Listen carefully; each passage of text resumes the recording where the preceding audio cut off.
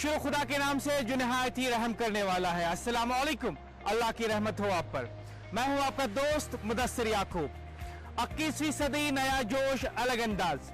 कोई रुकावट हम बर्दाश्त नहीं करेंगे तरक्की की ओर बढ़ने से।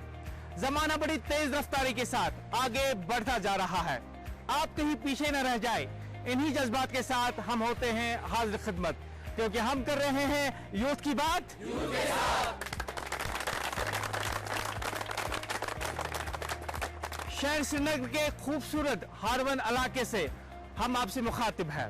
आज हमारे इन नौजवानों की हिम्मत अफजाई और हौसला अफजाई के खातिर हमारे साथ जो हमारे मेहमान हैं शामिल प्रोग्राम रहेंगे पीर वकार, जो एक जर्नलिस्ट हैं और बहुत ही रेनाउंड सोशल एक्टिविस्ट भी। बहुत बहुत इस्तकबाल। साथ ही में हमारे साथ शामिल प्रोग्राम रहेंगे एक असातिज़ा किराम जो बच्चों को अखलाकियात सिखाते हैं और बच्चों को सिखाते हैं कि हम अपने माहौल, अपने शहर, अपने गांव को कैसे बेहतर बना सकते हैं। खुर्शीद अहमद, बहुत बहुत इस्तकबाल। और हमारे दूसरे जो गेस्ट रहेंगे, शामिल प्रोग्राम रहेंगे एजाज अहमद। ये सोशल एक्टिविस्ट हैं, इन्होंने बहुत सारे ऐसे काम समाज में किए हैं जहां पे ये लोगों को सिखाते हैं कि अपने समाज को हम बनाएं कैसे बेहतर और बेहतर, मजीद बेहतर। बहुत बहुत इस्तकबाल।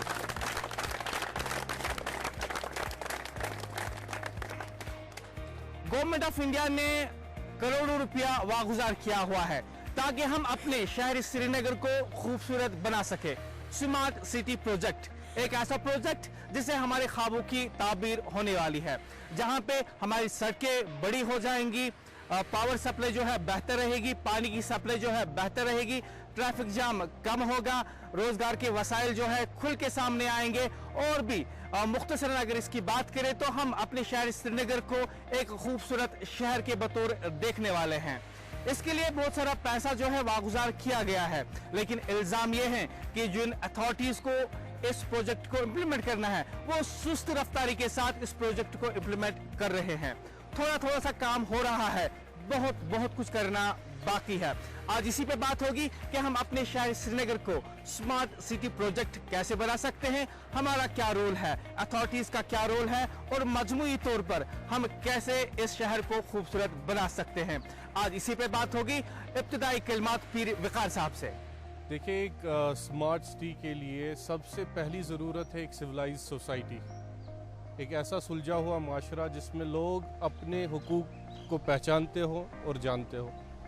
और जो दूसरी ज़रूरत है वो है कि गुड गवर्नेंस, एक ऐसी हुकूमत जो अपने रियाया के लिए रहमदिल हो, अपनी रियाया की ज़रूरियात और उनकी जो रिक्वायरमेंट्स है उनको समझती हो, उनके फलाह के लिए गामजन।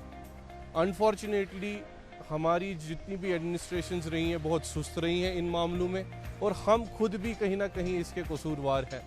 हम बहुत वजहों से अपनी सिटी को गंदा करते हैं और अपने हुकूक को ना जानने की वजह से अपनी हुकूमत से वो दरख्वास्त नहीं कर पाते हैं, वो चीज़ें मांग नहीं पा रहे हैं जो हमें मांगनी चाहिए।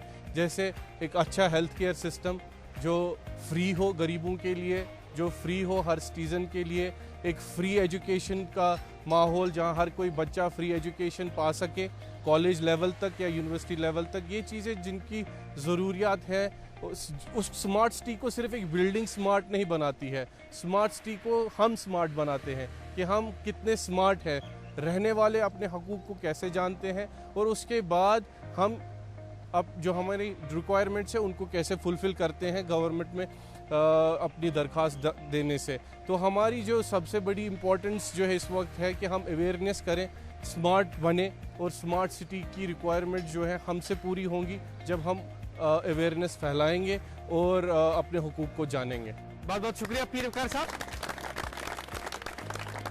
एजाज साहब, इब्तिदाई कलमात। खुर्शीद साहब जी। जहाँ तक स्मार्ट सिटी का ताल्लुक है, मैं समझता हूँ किसी भी मुल्क की तामीर और तरक्की का जो दारमदार होता है वो उनके तालीमी निज़ाम पर होता है, और खुदा नखास्ता अगर उस तालीमी निज़ाम में किसी भी किस्म की कोई ख़राबी है तो वो कौम जो है आहिस्ता आहिस्ता तबाही के दहाने तक पहुँच सकती है।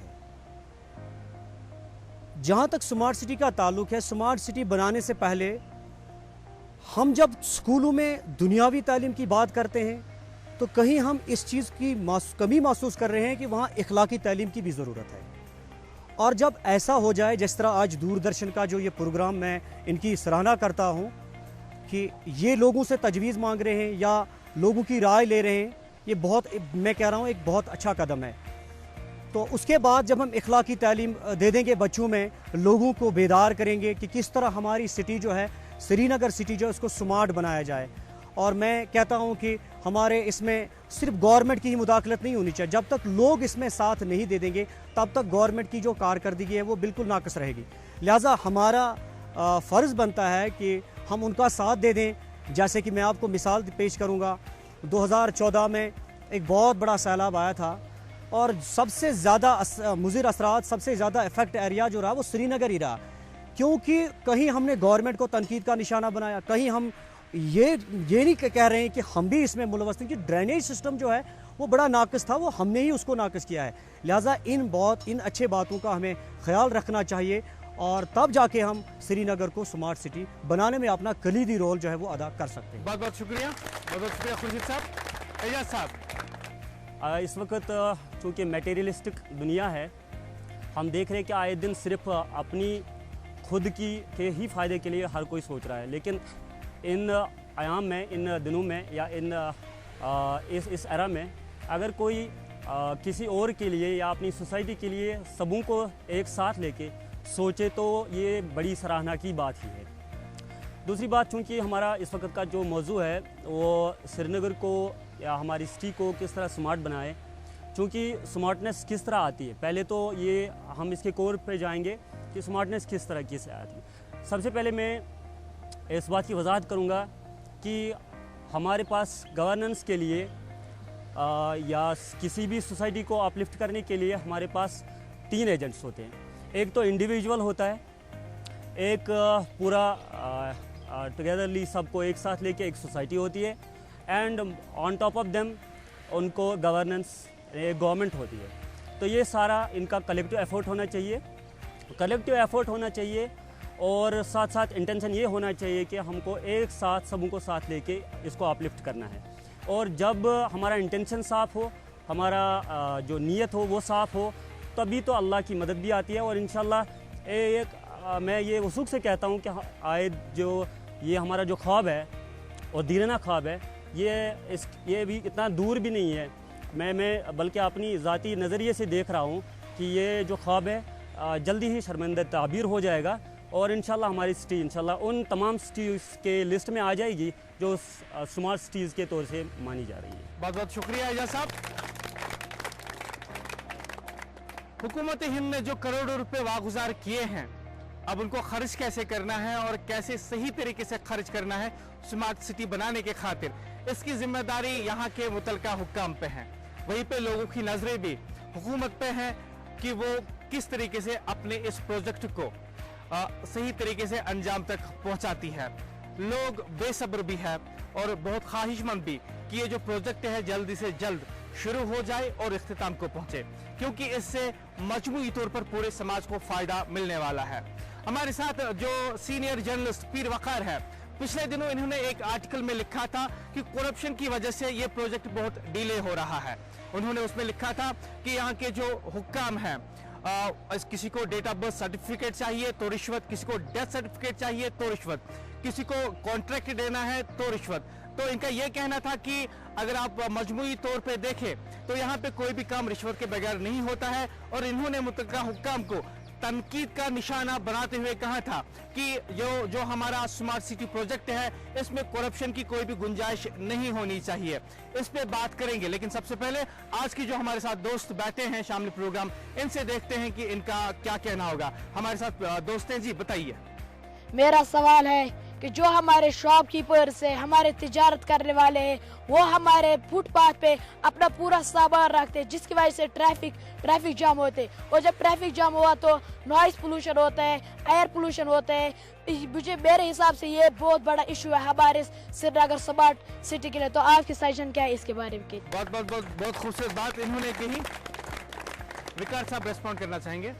देखिए, यही वजह है कि स्मार्ट जब मैं इनको थोड़ा सा इलाबरेट करता हूँ, इनका मुख्तसरन ये कहना है कि आप तो इलीगल एनक्रोचमेंट होती है, स्ट्रीट वेंडर्स आ जाते हैं, और साथ ही में जो आप स्मार्ट सिटी का प्रोजेक्ट बनाते हैं, अगर आप बनाना चाहते हैं तो उनको भी रिहेबिलिटेट करना होगा।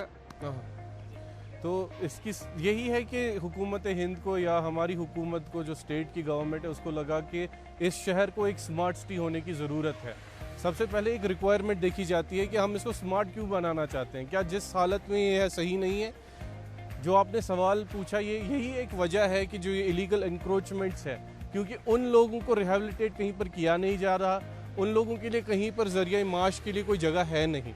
तो यही है, जब ये स्मार्ट सिटी बनेगी एक प्लानिंग के साथ बनेगी, इसमें एक गरीब का भी ख्याल रखा जाएगा और एक अमीर बिजनेसमैन का भी ख्याल रखा जाएगा। स्ट्रीट वेंडर के लिए भी जगह होगी और बिजनेस मॉल्स के लिए भी जो बड़े बड़े स्टोर्स बनेंगे वो एक प्लानिंग के तहत बनेंगे, जो इस वक्त प्लानिंग में नहीं है। अगर हम दूसरे स्टेट्स में देखें, जिसके गुड़गांव को देखें, वो एक प्लानिंग के साथ बना, इसलिए हर किसी जगह, हर किसी चीज़ की हर अपनी एक मुतय्यन जगह है जो हमारी सिटी में मौजूद नहीं है। तो ये बहुत ही एक वैलिड क्वेश्चन है कि यही एक रिक्वायरमेंट है स्मार्ट सिटी बनाने का।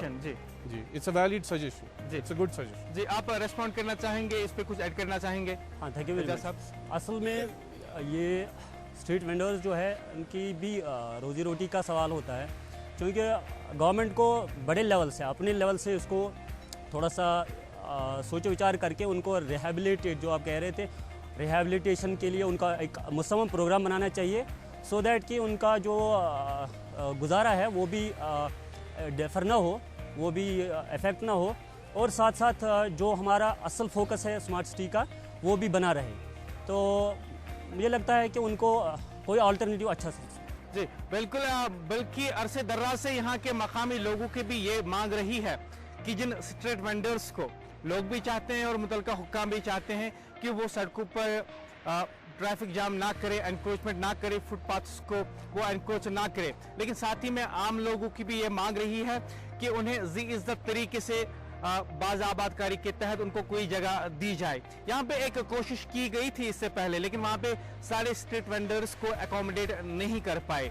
स्मार्ट सिटी को बनाना है तो आपको इस बात का भी ख्याल रखना है कि जब आप कहते हैं कि हम नए रोजगार के वसाइल पैदा करेंगे, कहीं ऐसा ना हो कि जिनके पास रोजगार के वसाइल है उनसे वो छिन जाए। फिलहाल एक और दोस्त हमारे साथ है, बात करना चाहते हैं। जी, मेरी राय आपसे ये है कि डेवलपमेंट के लिए, सिटी डेवलपमेंट के लिए हमें सिर्फ एक चीज़ चाहिए, वो है पीस, जो हमारे लोगों में नहीं है।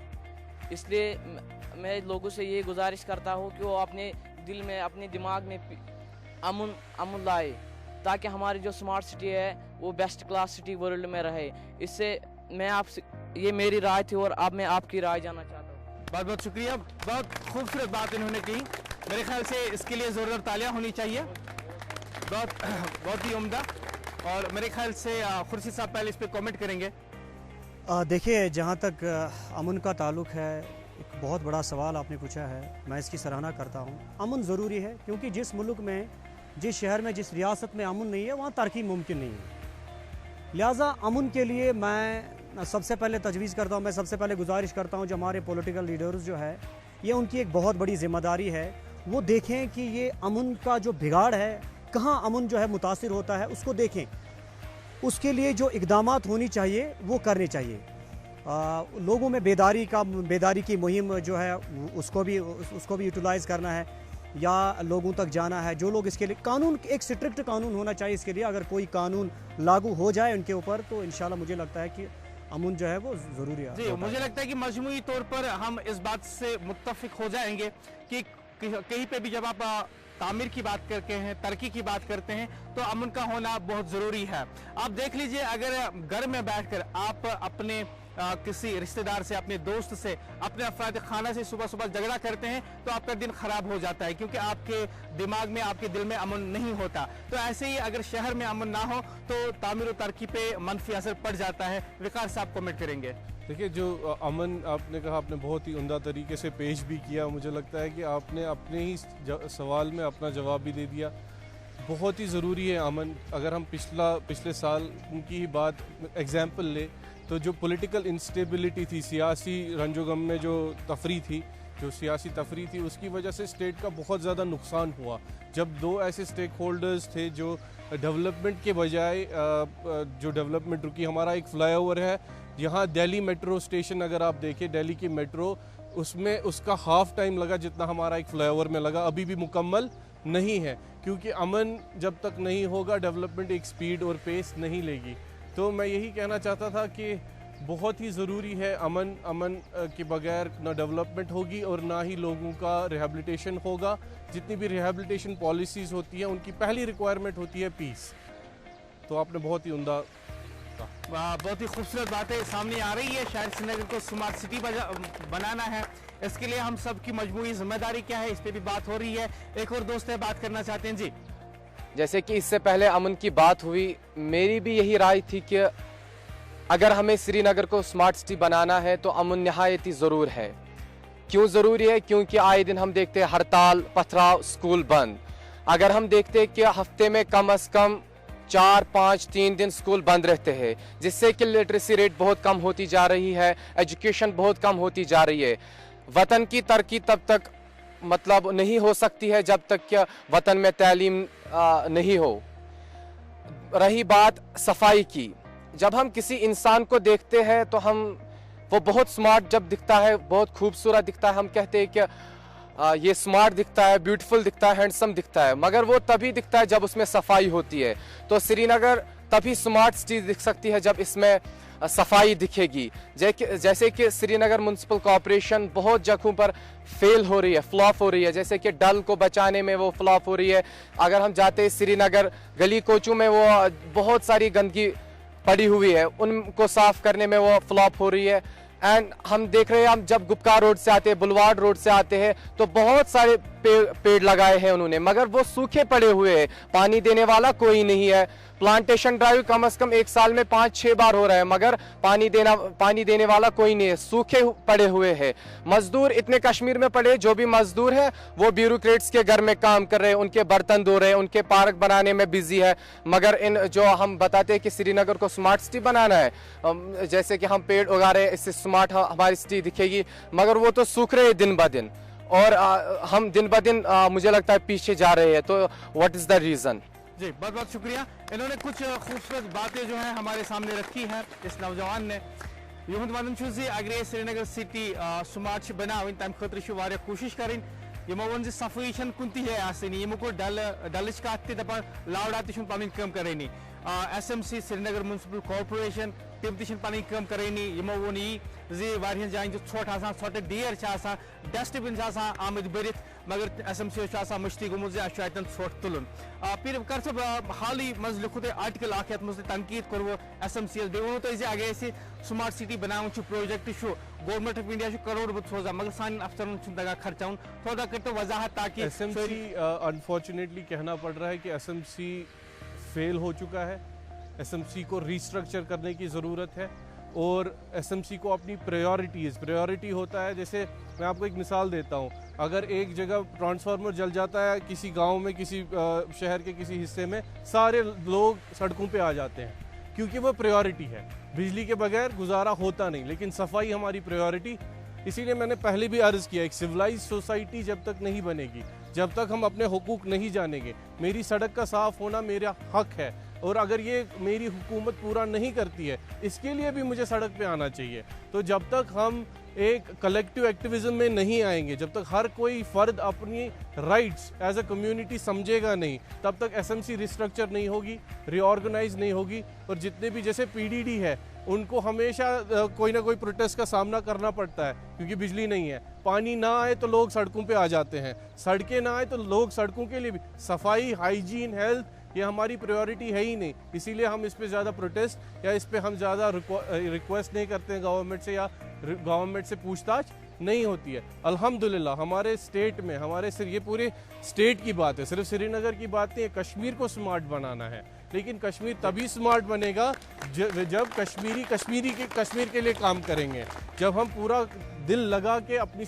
और हम वेट कब तक SMC का करेंगे? देखो बेटा, आपकी गली में कूड़ा करकट है, मैं आपको अपना बताऊंगा, मैं कोई बड़ा पॉलिटिकल एक्टिविस्ट नहीं हूं, लेकिन आई नेवर यूज पॉलिथीन। मैंने पिछले 5-6 साल से आई डोंट यूज़ पॉलिथीन। और अब मैं जब दुकानदार के पास जाता हूँ सुशुन और दिमाग में पॉलिथीन की, अगर मैं पेपर बैग लेके नहीं जाता हूँ, ही गिव्स मी रोटी या जो भी चीज़ हो मेरे हाथ में देता है। उसकी ज़रूरत नहीं होती है कि वो मुझे पॉलिथीन निकाल के दे, उसको पता है ये कर पिल्सस फोन विनी रटना है, वो नहीं देगा। तो हम सबको जो यहाँ यूथ बैठे हैं पॉलिथीन को इनकार करना है। जितनी भी इलीगल चीज़ें हैं, जब हम फर्दन इन चीज़ों के, जब वो दुकानदार मुझे नहीं देता, अगर हम 10 लोग ऐसे हो जाए वो 10 लोगों को नहीं देगा और 10 लोगों की वजह से हमारी मिट्टी खराब नहीं होगी। तो हमें अपने अवेयरनेस बढ़ाना है, राइट्स की अवेयरनेस बढ़ानी है। नॉइज़ पोल्यूशन कितना है हमारे स्टेट में, बहुत ज़्यादा है। चंदा मांगने लोग आते हैं, वो उन ट्रक्स में आते हैं, बच्चे सोए होते हैं, बुजुर्ग सोए होते हैं, लाउड स्पीकर इतने ऊंचे हैं, कोई पूछता नहीं है, क्योंकि हमें अपने सिविल राइट्स के बारे में अभी पता। ये सिटी तब स्मार्ट बनेगी जब हमें अपने सिविल राइट्स की पहचान होगी, उसके बगैर नहीं होगी। ये प्रोग्राम शुरू करने से पहले जब मैं अपने इन दोस्तों से बात कर रहा था जो आज हमारे साथ शामिल प्रोग्राम है, यहाँ पे तशरीफ फरमा है हमारे साथ, तो इनका ये कहना था कि जो एसएमसी है वो अपने काम को अच्छी तरह नहीं कर पाती है। किसी को बिल्डिंग परमिशन चाहिए तो रिश्वत, किसी को एनओसी चाहिए तो रिश्वत। ऐसा लगता है कि सारे शहर को साफ रखने वाला ये कॉरपोरेशन पूरे समाज को गंदा कर रहा है। आज डीडी कशर के जरिए करोड़ों लोग दुनिया भर में हमें देख रहे हैं और हम उम्मीद करते हैं कि जो कंसर्न है इन हमारी नौजवानों का, ये बात मुतल्लिका हुकाम तक जरूर पहुंचेगी। एक और दोस्त है हमारे साथ, बात करना चाहते हैं जी। मेरा आपसे सवाल मुख्तसर सा सवाल है डल लेक पर। जो डल लेक जिस डल लेक की मछलियाँ दुनिया में तीसरे नंबर पे मानी जाती है, आज उसी डल लेक की मछलियों को डॉक्टर मना कर रहा है। और जिस डल लेक की सब्जियाँ डॉक्टर कह रहा था कि इसे खाओ और वही डॉक्टर इसे मना कर रहा है, इसके वजूहात क्या है जी? आप मेरे जवाब चाहिए। इनका ये सवाल ये है कि जो झील डल है दुनिया भर में मशहूर है, आज देख लीजिए उसमें कितनी गंदगी है। इसके लिए कौन जिम्मेदार है और क्या कुछ किया जाना चाहिए? देखिए, एक प्रॉब्लम है यहाँ हमारे स्टेट में, एक डेवलपमेंट अथॉरिटी होती है लेकिन मॉनिटरिंग अथॉरिटी कोई नहीं होती है। उनके हवाले पैसा कर दिया जाता है, जी आप ये करिए, लेकिन उनको कोई मॉनिटर नहीं करता है कि क्या काम हुआ है भी कि नहीं। अगर टेंडर्स पास होते हैं या पैसा किसी भी अथॉरिटी को मिलता है कोई भी काम करने के लिए, हर 6 महीने के बाद एक चेक होना चाहिए। अगर वो नहीं करते हैं तो वो पैसा रोक देना चाहिए। यहाँ करोड़ों रुपए पहले ही एडवांस में पहुँच गया होता है, फिर करप्शन के नाम वो पैसा चला जाता है, हमारा झील डल तड़प रहा है। और झील डल के आप अगर पेरिफेरीज देखें, पुराना मैप देखें तो वो कहीं और था, आज का देखें तो कहीं और है। और झील डल के अंदर जो मशीनरी होनी चाहिए थी सफाई की, जो इक्विपमेंट्स होने चाहिए थे, जो ह्यूमन रिसोर्स होना चाहिए था, वो है नहीं। कितने हज़ार टूरिस्ट आते हैं, कितना इनफ्लो है। देखिए, टूरिज्म के नाम पे हम अपनी सिटी का गला घोंट नहीं सकते हैं। हमें टूरिज्म पे भी चेक रखना है कि ये लेक कितना कैपेसिटी रखती है, कितना वेस्ट मैनेजमेंट होता है, कितना वेस्ट मैनेज हो सकता है। हमें इस झील के जरिए तो हम रेवेन्यू कमा रहे हैं, लेकिन इस झील को हम छोटा करके ये अनकरीब एक पॉन्ड जैसा एक वेल बन जाएगा, इतना छोटा सा रह जाएगा। फिर इससे ना रेवेन्यू आएगा, ये बस एक मेंढक का कुआं बन जाएगा। जी, ये खुर्शीद साहब आपने जो है कोशिश की थी, एजाज साहब आपने कोशिश की थी कि झील डल को बचाने के खातिर आप लोगों को अवेयर करें, स्टूडेंट्स को अवेयर करें, आम शहरियों को अवेयर करें। और आपने खूब इस बात का मुशाहिदा किया है कि किस तरीके से हमारा जो झील डल है डूब रहा है, मर रहा है अपनी मौत। तो आपने इस सिलसिले में बहुत सारी कोशिशें की है। तो आज हमारे इन नौजवानों की आप रहबरी कीजिए कि हम डल लेक को कैसे बचा सकते हैं, हमारा क्या किरदार होना चाहिए ताकि स्मार्ट सिटी प्रोजेक्ट में डल हमारे साथ रहे। देखिए, हमारी सारी जो कोशिशें होती है वो कुल मिला के एक ही पॉइंट पे फोकस हो जाती है और इसी के इर्द गिर्द घूम जाती है कि अपने डल लेक को, जो हमारा सबसे बड़ा वसीला है बल्कि हमारी शान है, उसको किस तरह बचाया जा सकता है। सबसे पहले अगर हम कोर पे जाएंगे तो उसको मरने ही क्यों दिया जाए, पहली बात ये। दूसरी बात ये कि जो विकास साहब ने अभी बड़ी अच्छी बात कही है कि हमें सबसे पहले ये चेकआउट करना है, चेक करना है कि वहाँ टूरिस्ट जो जितने भी आते हैं वो ज़्यादा तो नहीं आते, या उसमें वेस्ट जो उसमें वो कूड़ा करकट जो फेंका जा रहा है, डाला जा रहा है, जिससे डल जो है मुरझा जा रहा है, तो वो किस तरह उसको चेक किया जाए। और इसके लिए बहुत सारे इश्यूज़ हो सकते हैं, इसके साथ बहुत सारे जो है बचाने के तदाबीर हो सकते हैं। सबसे पहली बात ये कि मैं खुद को इंडिविजुअल लेवल पर मैं खुद को तैयार करूं कि मैं सबसे पहले इसके लिए इनिशिएटिव ले लूं कि मुझे डल बचाना है, क्योंकि I have to inherit it to the next generation. ये मेरा तो नहीं है, ये मेरे पुरखों का था, उन्होंने मुझे दिया, and I have to inherit to the next generation, to my own children. So मुझे इसको बचाने की हर मुमकिन कोशिश करनी है इंडिविजुअल लेवल पर, और सबको अवेयर करना है, सबको साथ लेके अवेयर करना है कि हमें डल बचाने की हर मुमकिन कोशिश करनी है, जो भी बन पड़े उसके लिए करना है। और अवेयरनेस कैंप्स चलाने हैं, बच्चों को स्कूल्स में जा के उनको बताना है, उनके आसपास रहने वाले जो हमारे सिनर्स और डल में रहने वाले लोग हैं उनको अवेयर करना है, सबको एक साथ ले जाके उसको बचाने की कोशिश करनी है। जी एजाज साहब, बहुत बहुत शुक्रिया इन खूबसूरत आरा के लिए। और जी हाँ, कार साहब ऐड करना चाहते हैं, लेकिन उससे पहले मैं अपने इन दोस्तों को बता दूं कि जो एजाज साहब है इन्होंने बजाते खुद बहुत सारे अपने दोस्तों के साथ झील डल की सफाई भी की है, और साथ ही में इन्होंने कोशिश की है कि लोगों को अवेयर किया जाए। ये इस मुहिम पर आज भी काम कर रहे हैं। जो स्मार्ट सिटी प्रोजेक्ट है, इस बारे में इन्होंने कई तनकीद भी सामने रखी है और तजावीज़ भी, ताकि जो मुतलका हुक्काम है वो इस प्रोजेक्ट को अच्छी तरह अमली जामा पहना सके। जी आप कुछ कहना चाहते हैं? अगर आप बीचेस देखेंगे हिंदुस्तान में, या कहीं पर भी बीचेस देखेंगे जहाँ पर भी वाटर बॉडीज़ है, आप उसके इर्द गिर्द कोई कंक्रीट बिल्डिंग नहीं देखेंगे। अनफॉर्चुनेटली डल एक वाहिद ऐसी वाटर बॉडी है जिसके 100 मीटर या 50 फुट के ही दायरे में आपको कंक्रीट बिल्डिंग्स मिलेगी, और बहुत सारे स्ट्रक्चर्स ऐसे मिलेंगे जिसका वेस्ट सीधे डल में जाता है। If you go to Goa, कहीं भी जाएंगे आप, कंक्रीट बिल्डिंग्स की कोई इजाज़त नहीं है, और अगर वो स्ट्रक्चर बनाते भी हैं उस स्ट्रक्चर को सीज़न के बाद मुनहदिम करके वापस फ्लैट कर दिया जाता है। बीच के नज़दीक आप कहीं पर भी दुनिया में कोई स्ट्रक्चर नहीं देखोगे। अनफॉर्चुनेटली ये कवानीन दूसरे मुल्कों से हमें लेने पड़ेंगे, इनको लाना पड़ेगा। इस बात से याद आया कि आपका एक आर्टिकल हम सब ने पढ़ा है, उसमें आपने लिखा था कि जो कंसर्न अथॉरिटीज है वो पहले परमिट करती है इलीगली किसी को, कि फैसिलिटेट करती है कि आप इलीगल कंस्ट्रक्शन बना दीजिए, और बाद में जब कुछ शिकायत वगैरह आती है तो उन्होंने वो सब कुछ सोच के रखा होता है कि एक तो हम बिल्डिंग डिसमेंटल भी नहीं करेंगे और इसको बचाना भी है। ये सब रिश्वत के लिए, ये सब एक माफिया है, और इसमें हर कोई डिपार्टमेंट जो होता है इर्द गिर्द मुलविस है। ये पैसा रोटेट होता जाता है, एक माफिया है जो पहले इलीगल कंस्ट्रक्शन बनने देता है। इसको रोकने के लिए क्या किया जा सकता है? इसको रोकने के लिए पहले ही मैंने जो कहा ना, सिविलाइज्ड सिटीजन अपने हुकूक जानने हैं, नहीं होने देना है। हम देखिए, जब कहीं पेड़ कटेगा, अगर आप एज अ सोसाइटी उस पेड़ के इर्द गिर्द जमा होगे, कोई अथॉरिटी दुनिया की कोई पावर उसको काट नहीं सकती है। स्मार्ट बने, जो विजिलेंस है, आरटीआई एक्ट्स हैं, हमारे पास डिफरेंट डिपार्टमेंट्स हैं जहां हम करप्शन के खिलाफ जा सकते हैं और वहां से जवाब मिलता है। एंटी करप्शन ब्यूरो है, वहां जाएं। मैंने इसीलिए कहा है कि एपिलेट अथॉरिटी होना बहुत ज़रूरी है। आप एक अफसर के पास जाते हैं, उसके बियॉन्ड आपके पास कोई अफसर नहीं है जिसके पास आप उसकी शिकायत लेके जाए, तो वहाँ केस रुक जाता है। ये इनके पास जो होते हैं, ये माफिया जो होता है, इनके पास एक ऐसा नेक्सस होता है जहाँ ये बहुत पावरफुल होते हैं, तो इनके ऊपर भी अथॉरिटीज़ है जहाँ हम जा सकते हैं। हम डरते हैं एज ए सिविलियन कि मैं नहीं जाऊँगा, लेकिन ऐसे भी लोग वादी में हैं, ऐसे भी एक्टिविस्ट हैं जो घुटनों पे ले आते हैं इन अफसरों को और काम हो जाता है। ऐसे एक्टिविस्ट की समाज को बहुत ज़रूरत है जहाँ पे सिविल रॉन्ग्स को हम रोक सकें। आप खुर्शीद साहब ऐड करना चाहते हैं? जी देखिए, फॉरेन कंट्री से या बैरूनी ममालिक से जो मेरे ख्याल में जो सयाह लोग आते हैं वो सिर्फ़ और सिर्फ डल को देखने आते हैं।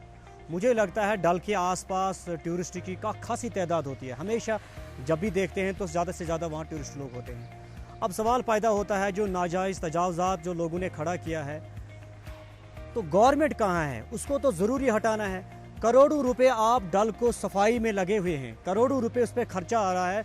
हर साल क्या हर दिन आए दिन वो वहाँ के जो मशीन्स लगाए हुए हैं उन्होंने वो सफाई करते हैं, लेकिन पहले सफाई से पहले वो सफाई करनी है जो डल के लिए बहुत ज़्यादा ख़तरा है, वो है नाजायज़ तजावज़ात। लेकिन उसके लिए गवर्नमेंट, मैं समझता हूँ कि वो बैठी है, वो पता नहीं है। मॉनिटरिंग, जो विकास साहब ने बड़ी अच्छी बात की, मॉनिटरिंग होनी चाहिए, बहुत ज़रूरी है। जी बिल्कुल, बहुत अच्छी सजेशन है।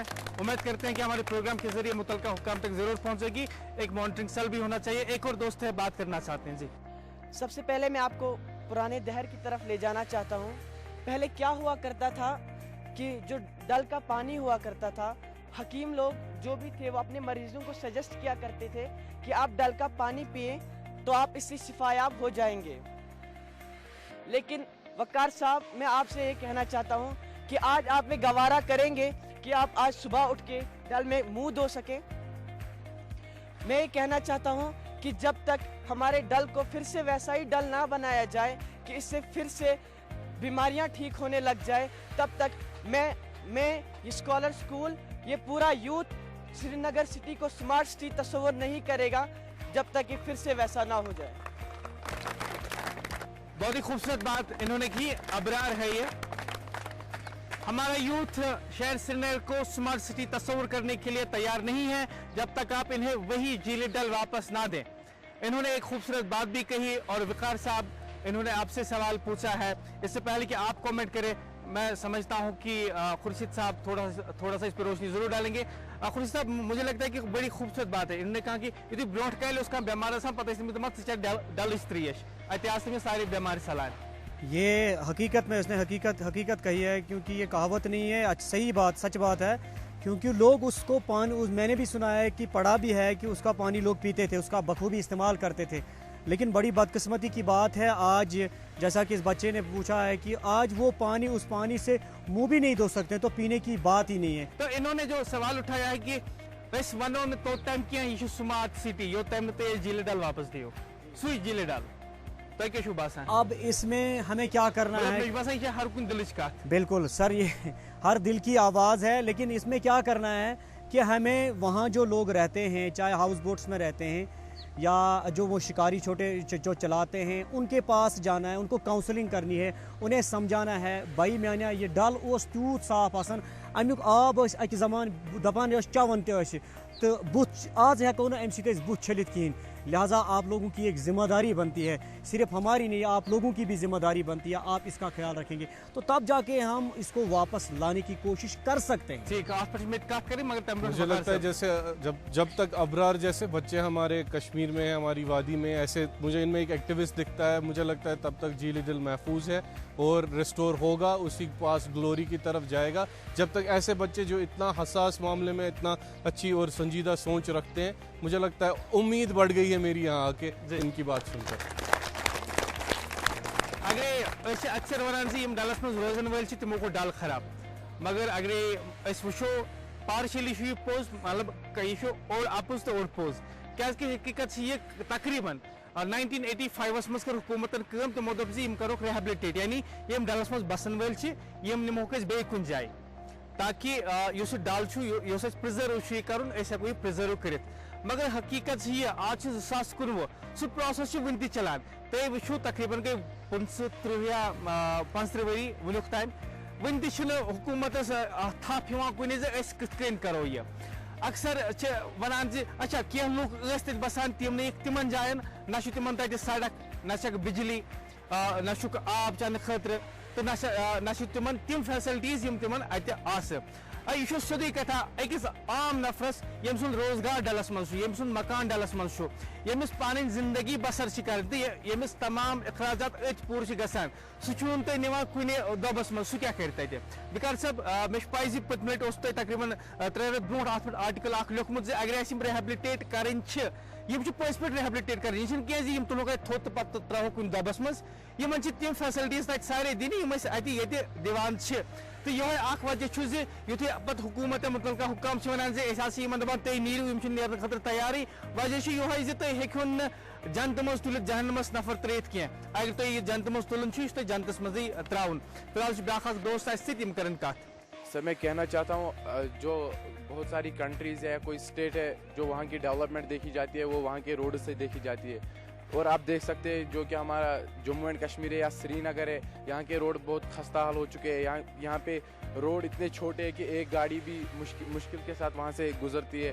और जो बहुत कंट्रीज से हमारे इस श्रीनगर, जिसको पैराडाइज ऑन अर्थ भी कहा जाता है, यहाँ पे लोग आते हैं, टूरिस्ट्स आते हैं, तो वो जब वो यहाँ आते हैं सर, जब वो हमारे यहाँ पे रोड देखते हैं, तो मैं वकार साहब से यहाँ पे सवाल करता हूँ, आपकी क्या राय है इस बारे में? ठीक है, बहुत बहुत शुक्रिया जी। आप रेस्पॉन्ड करेंगे थोड़ी देर में। वकार साहब आप हमारे साथ प्रोग्राम में शामिल हैं। हम कर रहे हैं यूथ की बात और आज के प्रोग्राम में हमारे ज़हीन तलबा तालिबात ये बहुत अच्छी तजावीज़ दे रहे हैं, बहुत सारे सवालात भी उठा रहे हैं और जहाँ पर खामियां हैं सवाल उठेंगे और उंगलियां भी। हमारी इस प्रोग्राम में यही कोशिश है कि यम सन ये यूथ यम सन नौजवान यमन क्या जहनस मज यमन क्या दिलस मज यम करन खुलित सा कत मुख्तलिफ मौजू तुलान आज करान स्मार्ट सिटी मुतल्लिक कत स्मार्ट सिटी मुतल्लिक यस सार खुद बड़ कत ब्रो कन सह गो ये मानहो न तोतम क्या तुम बनो स्मार्ट सिटी योतम न झील डल बचो यह कत तोतम मानहो न स्मार्ट सिटी क्या योतम सन रोड ते बड़ बनो तो ट्रैफिक जाम मिटो बज कत सोन माहौल योतम न बचो यानी तरक्की जरूरत मगर यह तरक्की गस यथ बुनियाद पे रोज झील डल कहें रोज माहौल साफ कहें सती क्या मजीद कथ इन वाजन यम सन दोस्त शेयर कर तो यम सन मेहमान कर तथ पत रेस्पॉन्ड ते ब्या दोस्त। जी आज का जो मेरा सवाल है वो ये है कि हम देखते हैं कि जगह जगह अभी घर से निकले ही नहीं होते और ट्रैफिक जाम लग जाता है। बहुत टाइम के लिए इंसान फंसा रहता है, इमरजेंसी होती है लेकिन वो निकल नहीं पाता है।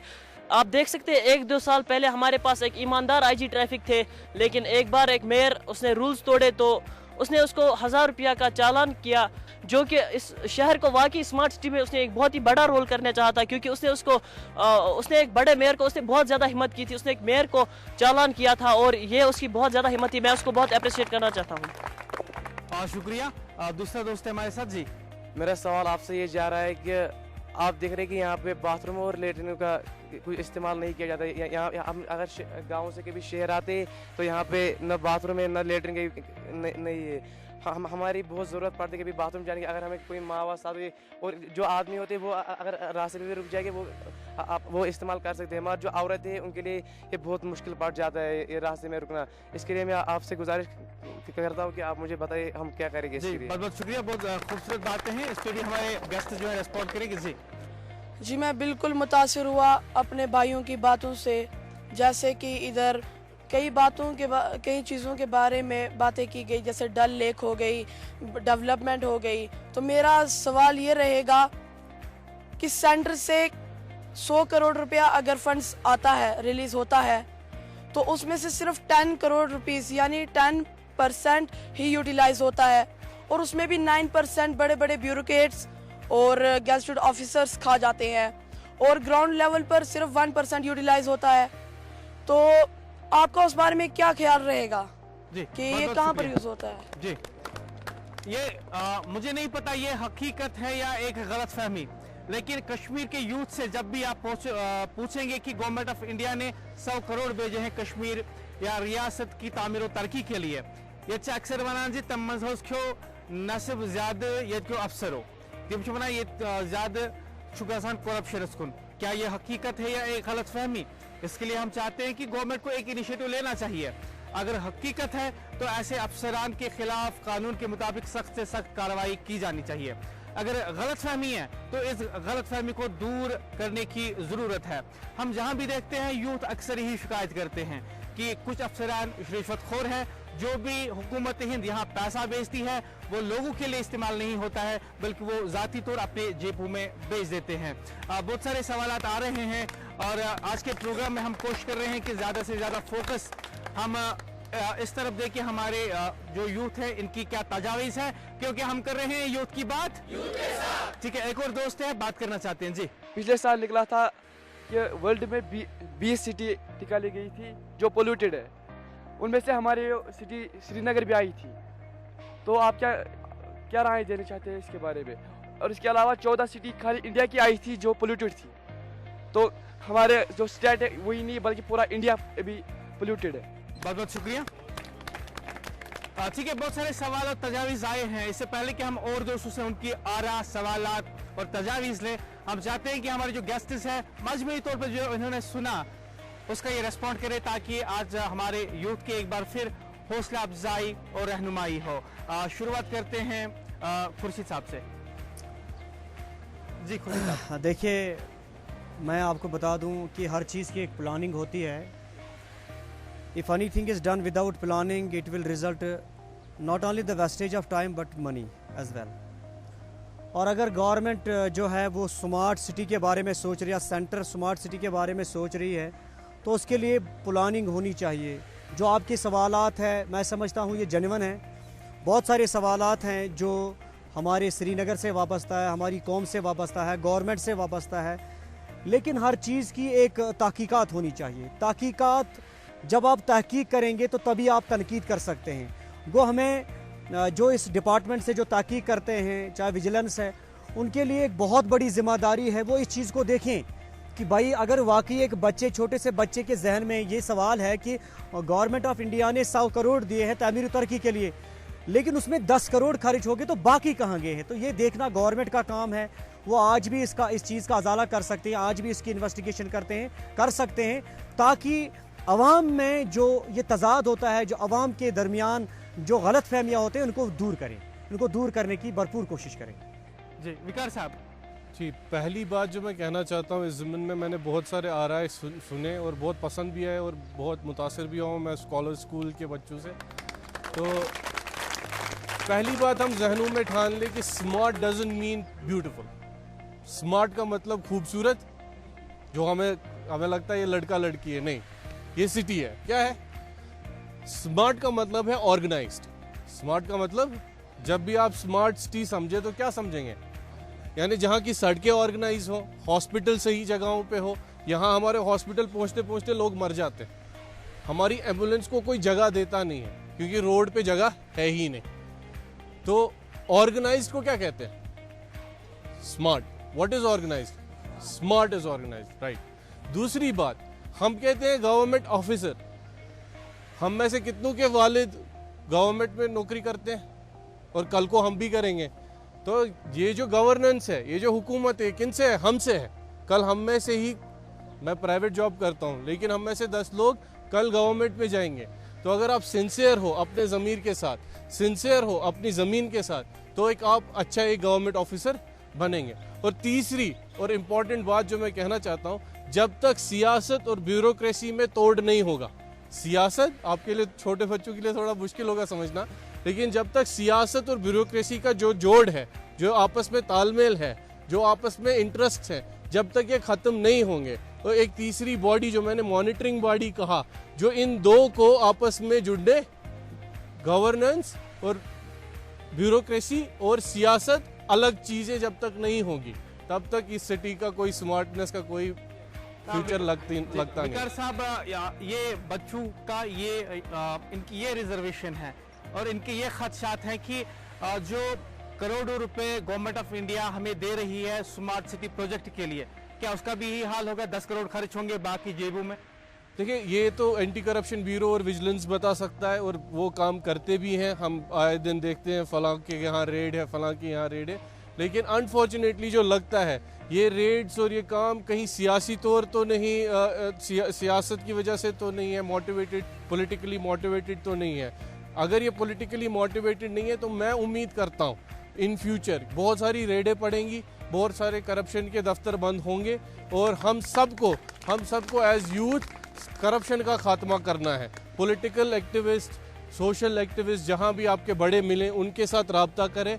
मुझे लगता है इस स्कॉलर स्कूल से ही वेव चलेगी और करप्शन खत्म होगा।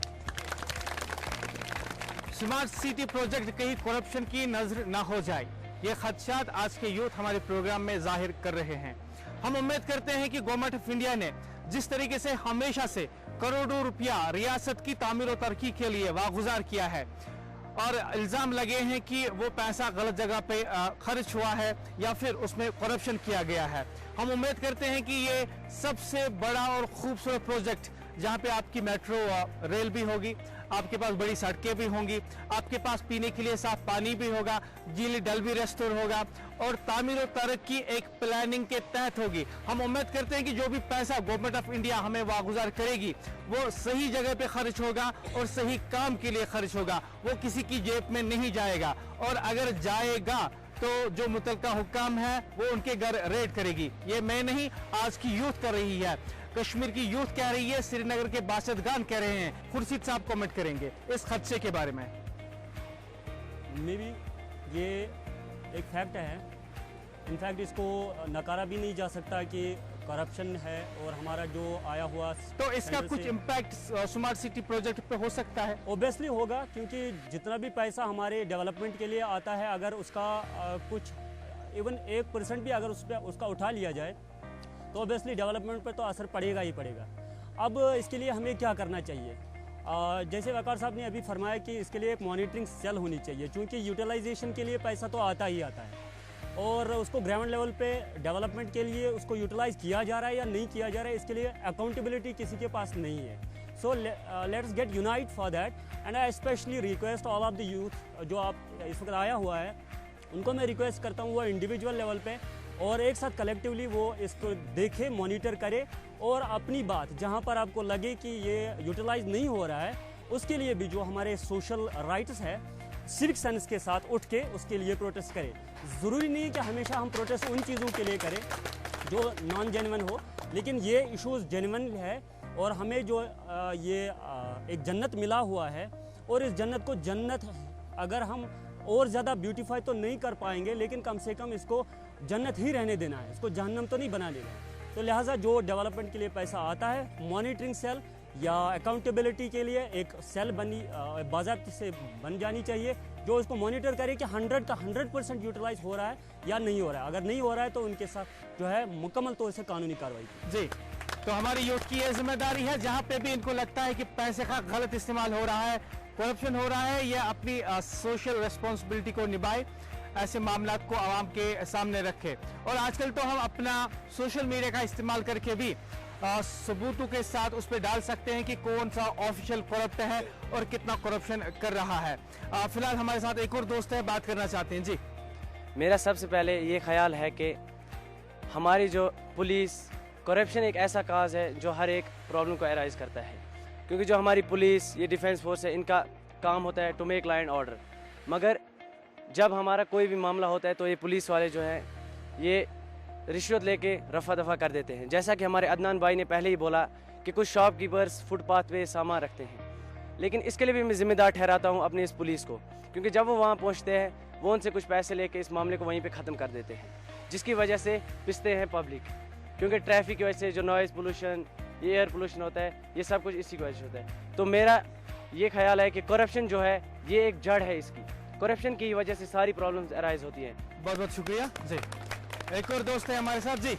जैसा कि आप जानते हैं, हम सब जानते हैं कि टेक्नोलॉजी का दौर है, इंटरनेट का दौर है जो हमें बहुत फ़ायदा दे रही है, मगर कुछ तरह से ये हमें नुकसानात भी दे रही है। जैसे नए नए ऐप्स हमारे मोबाइल फ़ोन में आए हैं, जैसे पबजी, टिकटॉक। अगर हमें स्मार्ट सिटी बनाना है तो जब हम इन टिकटॉक, पबजी में लग जाएंगे, ब्लू वॉल में लग जाएंगे, तो हम अंदर ही बैठ इन्हीं की तरफ तवज्जो देंगे तो हम स्मार्ट सिटी कैसे बना सकते हैं। और मेरा और एक सवाल आपसे है कि करप्शन, जैसे अभी हमारे एक साथी ने बात की कि करप्शन की बात की, तो करप्शन इसने बोला कि 100% में 10% जो इस्तेमाल हो जाता है, बाकी वो हड़प कर लेते हैं, मगर इतना भी नहीं है, कुछ थोड़ा हो जाता है मगर उतना भी ज़्यादा नहीं हो जाता है। मैं आपको मिसाल एक देता हूं कि एक गरीब बाप अपने बेटे को पढ़ाता है, मजदूरी करके पढ़ाता है, मगर जब उसे कोई पोस्ट मिल जाती है, मगर फिर उधर कोई अमीर बाप का बेटा उनको रिश्वत देकर वो उसकी पोस्ट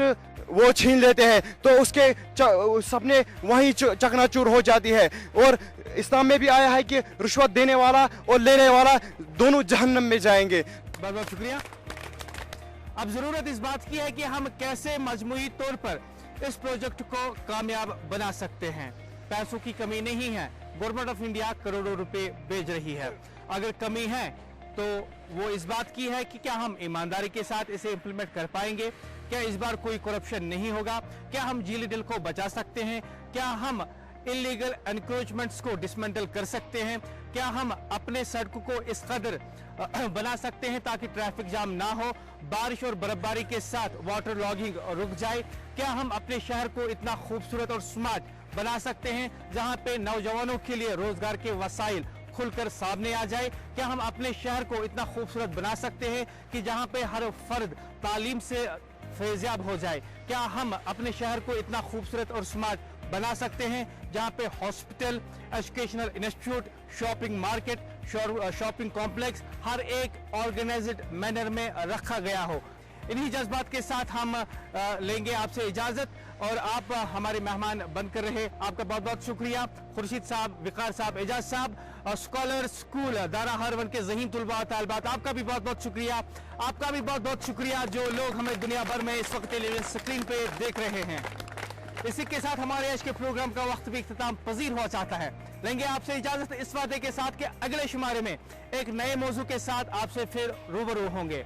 दुआएं आपके हक में पहले ही की है, अब की बार ये दुआ कि वो दुआएं कबूल हो, शायद क्यों उतर जाए तेरे दिल में मेरी बात।